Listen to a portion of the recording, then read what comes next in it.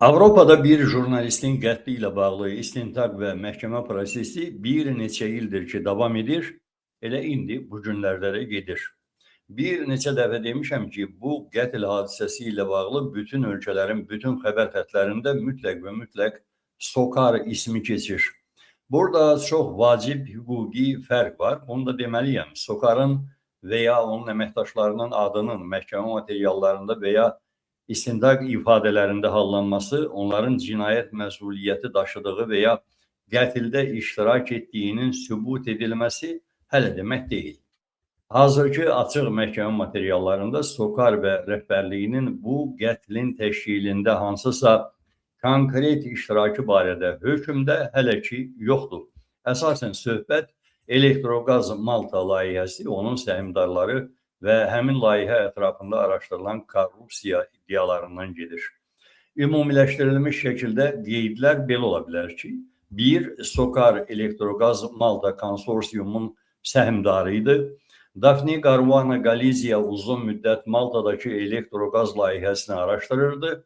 Bu konsorsiumun səhmdarlarından biri SOCAR idi. Digər əsas tərəflər arasında Maltalı iş adamı Jorgen Fenik'in şirkətləri də vardı. 2. Məhkəmə materiallarında Turab Musayevin adı keçir. Məhkəmə iclaslarında və istintaq materiallarında Turab Musayev keçmişdə SOCAR Trading'də rəhbər və Elektroqazın da idarə heyətində SOCAR nümayəndəsi olmuş şəxs. Onun bir neçə dəfə adı oralarda xatırlanıb.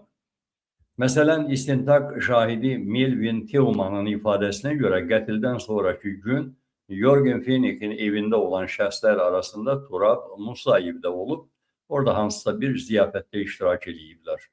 Bununla belə açıq məhkəmə materiallarında Musayevə qarşı hələ ki qətldə birbaşa iştirak ittihamı irəli sürülməyib və o hələ ki bu iş üzrə təqsirləndirilən şəxslərin arasında deyil.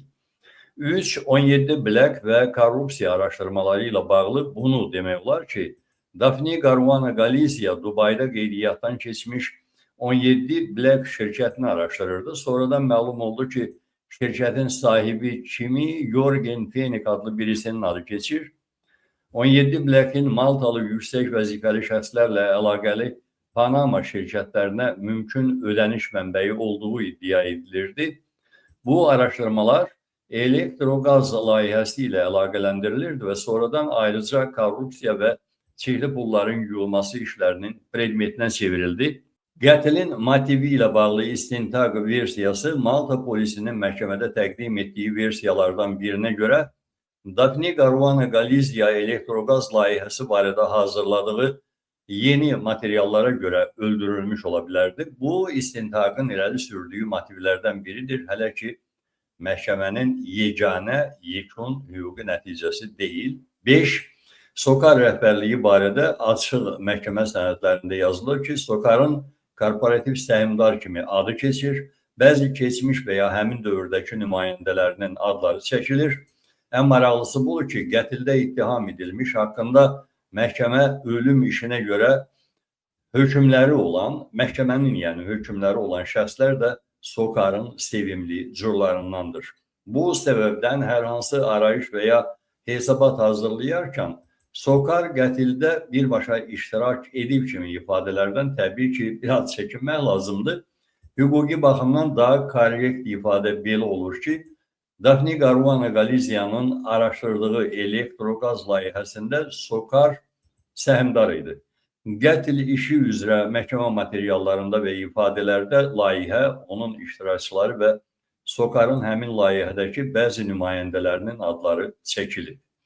Bu günlərdə davam edən son məhkəmə proseslərində də nümayiş etdirilən flipchart qeydlərində 17 Black və 100 milyon avrodan bəhs edilir. Şahid flipchartın məzmununu izah etməyə davam edərək Siemens, Eni Malta, SOCAR, Gem Holding və Turab adlarının əl yazısı ilə qeyd olunduğu hissələri göstərir. O bildirir ki, Turab adı SOCAR-la əlaqəli şəxs olan Turab Musayevə aiddir və bu adların 17 Black'lə əlaqəli olduğunu düşünür. Müdafiə tərəfi də bundan bir qədər əsəbləşib və etiraz edərək deyib ki, şahid sənədlərdə yazılanları sadəcə təsvir etməli, şəxsi nəticələrini və ya şərhlərini təqdim etməməlidir. Daha sonra məhkəməyə Philip Chard'ın başqa bir səhifəsi göstərilir. Həmin səhifədə PSU, LNG, Elektrogaz, Kredit və 100 milyon avro barədə əl yazıları ilə qeydlər yer alır. Şahid deyir ki, onun fikrincə PSU qeydi Mars-Aklok limanında yerləşən üzən qaz anbarına aiddir və 100 milyon avro barədə qeyd isə ehtimal ki, bir kreditlə əlaqədardır, hansısa bir kreditlə. Bu Malta prosesi Azərbaycan mafiyasının mövqelərinə əməlli ziyan vurdu və bu davam edir. Maltanın korrupsiyada ittiham edilən və etirazlar nəticəsində işdən getməyə məcbur olan baş naziri Musqatı İlham Əliyev gətirib Nizami Beynəlxalq Mərkəzinin idarə heyətinə də dürtdü. Bu, sanki Musqat qarşısında hansısa öhdəliyi yerinə yetirmək kimi alındı. Joseph Muscat dediyim kimi Daphne Galizia'nın qətlindən sonra yaranan dalğada istefa verməyə məcbur olmuşdu və onun üzərində hansısa şübhələr hələ də qalır. İlham da gətirib onu Azərbaycanın xarici siyasət platformalarında tərtib etdiyi elita siyahılarına daxil etdi. Xatırladım ki, Malta Əliyev ailəsinin və Kemaləddin Heydərovun pulları sayəsində yaradılan bankın əslən İrandan olan rəhbəri də qaçıb Amerikada təslim oldu. O zaman da ondan sonra da belə fikirlər var ki, bankir Əli Sədr Haşim Nejad Azərbaycan və Malta mafiyalarının qorxusundan Amerika ədliyyəsinə təhlükəsizlik niyyəti ilə təslim oldu. Bunlar mafiya gizlinləridir, amma nə zamansa tablo tam açılacaq hər halda.